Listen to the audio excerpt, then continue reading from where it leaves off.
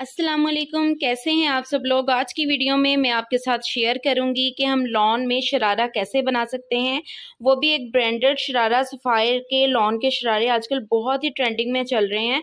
और जो आपको पता है कि स्टिच ट्राउज़र होते हैं, शरारा होता है, वो बहुत ही कॉस्टली होता है। तो यहाँ पे हमने बिल्कुल ब्रांड जैसा ही अपना शरारा लॉन का स्टिच किया है। तो इसको किस तरह से आपने रेडी करना है, इसकी आपने कटिंग किस तरह से करनी है, स्टिचिंग किस तरह से करनी है, फुल वीडियो आज आपको जो है वो डिटेल में समझाई जाएगी।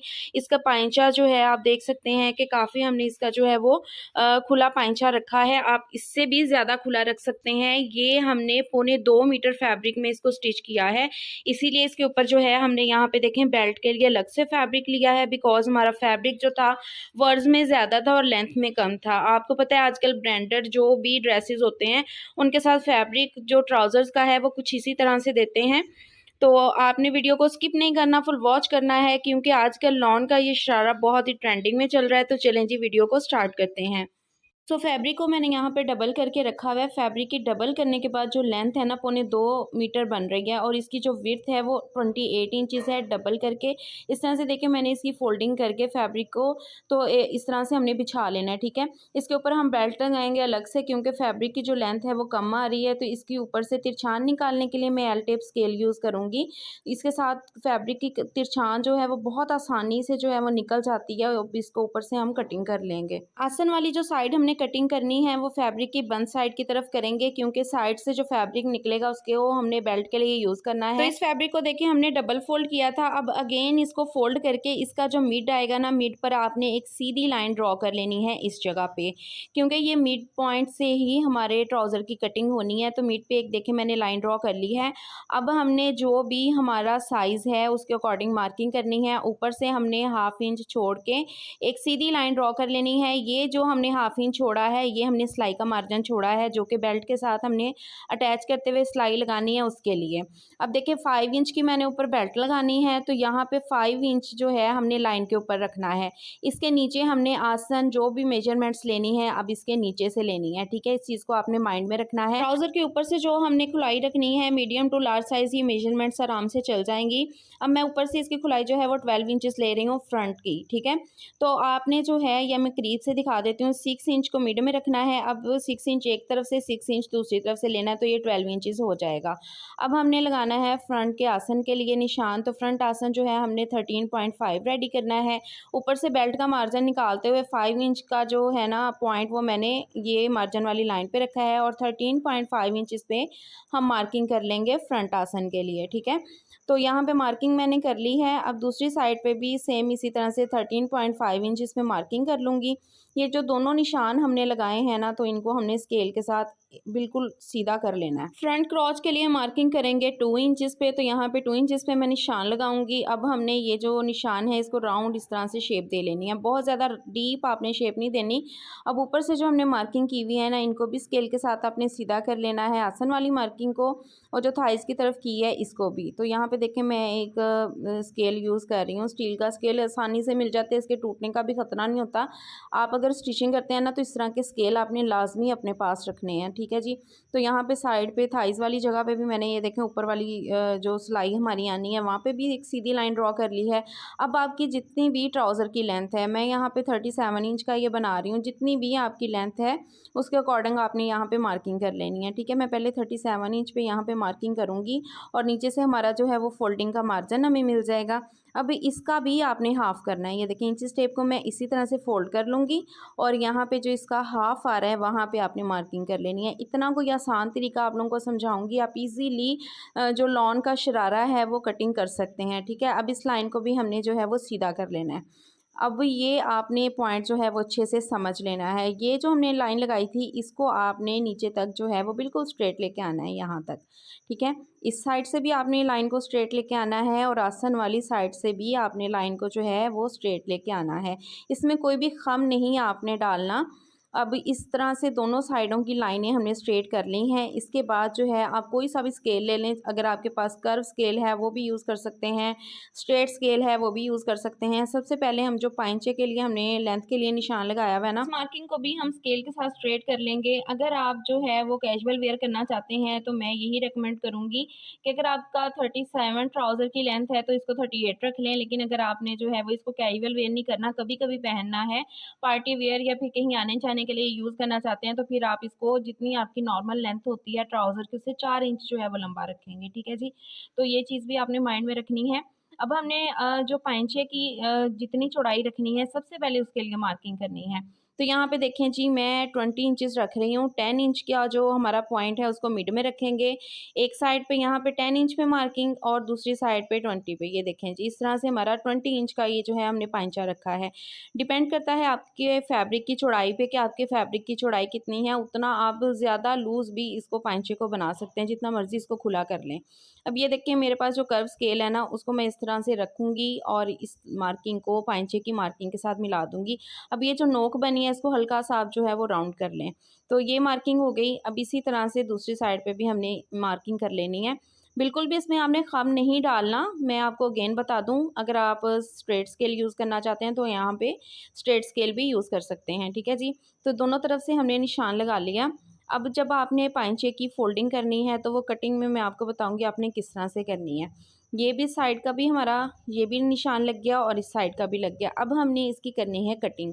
तो यहाँ से अब आपने कटिंग को ध्यान से समझ लेना है। ये लेंथ तक जितनी हमारी मार्किंग आ रही है उतना मैं फैब्रिक फ़ोल्ड करूँगी। फ़ोल्ड करने के बाद हम अगेन यहाँ पे जो है ना, यहाँ पे देखें साइड से भी मैंने इसको इस तरह से फ़ोल्ड कर लिया है, क्योंकि अगर आप मार्जिन इसके अंदर ही ऐड कर रहे हैं तो फिर आपने इस फैब्रिक को इस तरह से फ़ोल्ड करके ही कटिंग करना है, ठीक है।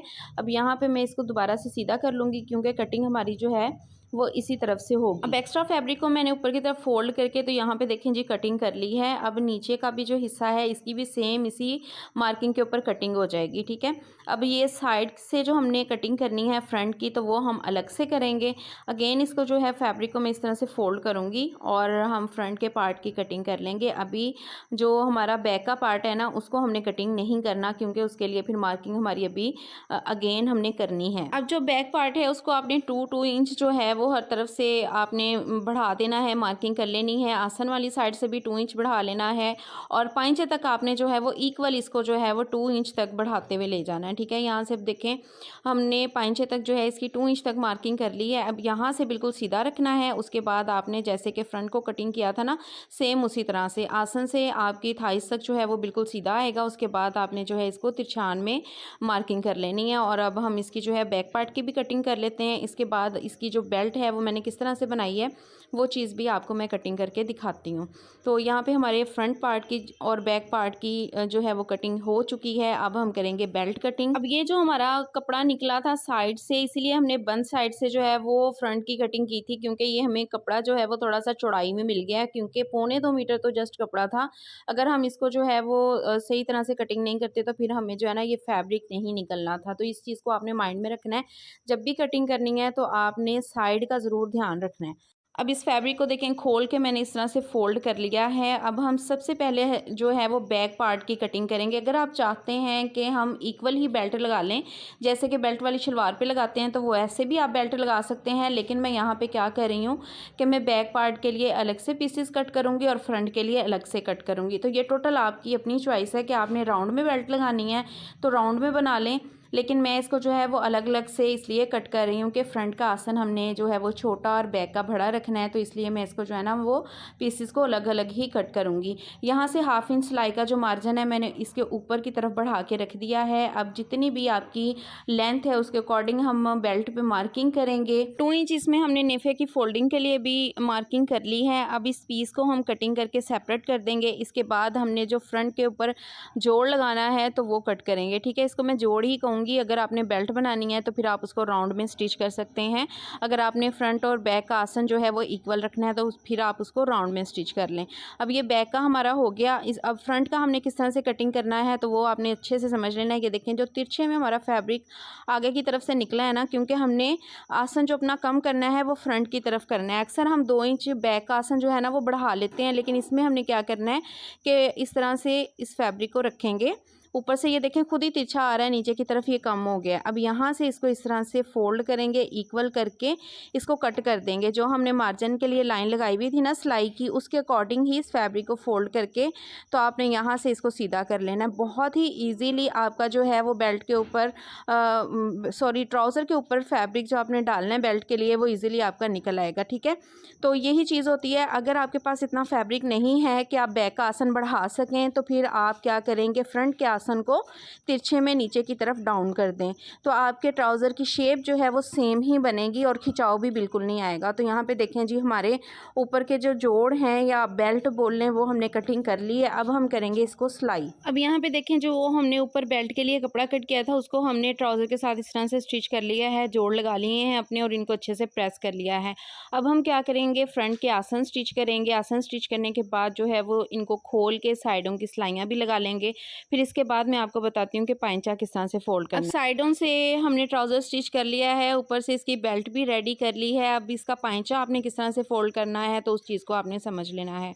पाइंचे वाली साइड का सबसे मेन मसला होता है, क्योंकि इसकी जो हमने कटिंग की है ना, ये कटिंग नीचे की तरफ डाउन जा रही है, तो आप लोग कंफ्यूज हो जाएंगे कि इसको हमने कवर किस तरह से करना है। तो इस चीज़ को अब आपने अच्छे से देख लेना है। अब यहाँ देखिए, जब आपने इसकी सिलाई लगानी है ना, तो ये देखें इस तरह से सिलाई आ रही है, तो नीचे की तरफ आपने सेम इतना ही मार्जिन रखते हुए नीचे की तरफ भी ऐसे ही सिलाई लगा देनी है। ठीक है, यहाँ पे जो नोक सी बन रही है ना, तो जब आपने इसको हैंड स्टिच करना है या आप मशीन से ही बेशक पाइंचे की फोल्डिंग करें तो ये उसमें बहुत अच्छे से कवर हो जाएगा। मैं अभी आपको करके भी दिखाऊंगी। दूसरी तरफ भी हम देखें इक्वली मार्किंग कर लेंगे कि हमने सिलाई में कितना फैब्रिक छोड़ना है। यहाँ से देखें ये नोक सी बन रही है, यहाँ तक आपने सिलाई लगानी है, फिर आगे इस तरफ को सिलाई को ले जाना है। जब तक हम सिलाई लगा रहे हैं फ़ौरन से चैनल को सब्सक्राइब कर लें, बेल आइकन को भी प्रेस कर लें, नोटिफिकेशंस को ऑल पे सेलेक्ट कर लें, ताकि मेरी जब भी कोई वीडियो अपलोड हो उसका नोटिफिकेशन सबसे पहले आपको मिले। क्योंकि मैं अपने चैनल पे कटिंग एंड स्टिचिंग के रिलेटेड बहुत सी इन्फॉर्मेटिव वीडियोस अपलोड करती रहती हूँ। सिलाई लगाने के बाद अब पाइंचे वाली साइड से 1/2 इंच का फोल्डिंग का मार्जिन देते हुए आपने एक रफ सिलाई लगा लेनी है। ये हम सिलाई इसलिए लगा रहे हैं कि जब हमने पाइंचे पे तुरपाई करनी है तो हमें बार बार इसको फोल्ड ना करना पड़े। तो आपने राउंड में पूरे इसको जो है ना वो स्टिच कर लेना है। स्टिच हमने कर लिया है। अब यहाँ पे देखें, जो हमने लेंथ के लिए मार्किंग की थी वहाँ तक आपने इस तरह से इस फैब्रिक को फोल्ड कर देना है। और ये जो इसकी नोक बन रही है ना, उसको भी किस तरह से कवर करना है मैं आपको दिखाती हूँ, क्योंकि ये इतना ज़बरदस्त फोल्ड हो जाएगा। यहाँ पे देखें, ये जो नोक सी निकल रही है ना, इसको जब हम इस तरह से पकड़ के फोल्ड करेंगे तो इसकी इतनी अच्छी लुक बन जाएगी। अब मैं इसको जो है वो अगेन आपको इस तरह से रख के दिखाती हूँ ताकि आपको अच्छे से समझ आ जाए। तो ये देखें जी, बिल्कुल भी नोक नहीं बनेगी, ख़त्म हो गई है। आप इसको जब हैंड स्टिच करेंगे, तुरपाई करेंगे, तो कोई भी इसमें झोल नहीं आएगा। आपका पाइंचा बड़ा प्यारा और खूबसूरत सा रेडी होगा। तो अगर आपने एक्स्ट्रा फैब्रिक लगा के पाइंचे की फोल्डिंग करनी है तो वो आपकी मर्ज़ी है, लेकिन मेरे पास जो है वो फैब्रिक में ही मैंने मार्जिन छोड़ लिया था, तो उसी को मैं इस तरह से फोल्ड कर रही हूँ। सो फाइनली यहाँ पे देखें जी, शरारा हमारा स्टिच हो चुका है। इसको हमने बहुत ज़्यादा, इसका पाइंचा बहुत बड़ा नहीं रखा है। जितनी भी आपको फैब्रिक के अकॉर्डिंग इसकी खुलाई बनी है वो मैंने दिखा दी है। और इसको आप ट्राउज़र की तरह वेयर कर सकते हैं। बिल्कुल भी बहुत ज़्यादा खुला पाइंचा नहीं है कि आप इसमें कंफर्टेबल फील ना करें। अगर आप इससे भी ज़्यादा खुला बनाना चाहते हैं तो फिर आप अपने फैब्रिक के अकॉर्डिंग उसको बना सकते हैं। फ्रंट इसकी प्लेन है, बैक इलास्टिक है। और यहाँ पे देखें इसकी लुक जो है वो कितनी ज़बरदस्त आ रही है, और पहने हुए इसकी लुक जो है वो मज़ीद खूबसूरत लगने लग जाती है। तो ये है जी इसकी फ़ाइनल लुक। होपफुली कि आपको वीडियो पसंद आई होगी। अगर आपको वीडियो अच्छी लगी हो तो वीडियो को लाइक कीजिएगा, चैनल को सब्सक्राइब कर लीजिएगा, बेल आइकन को लाजमी प्रेस कीजिएगा। मिलते हैं नेक्स्ट वीडियो में। अपना बहुत सारा ख्याल रखिएगा, दुआ में याद रखिएगा। अल्लाह हाफिज़।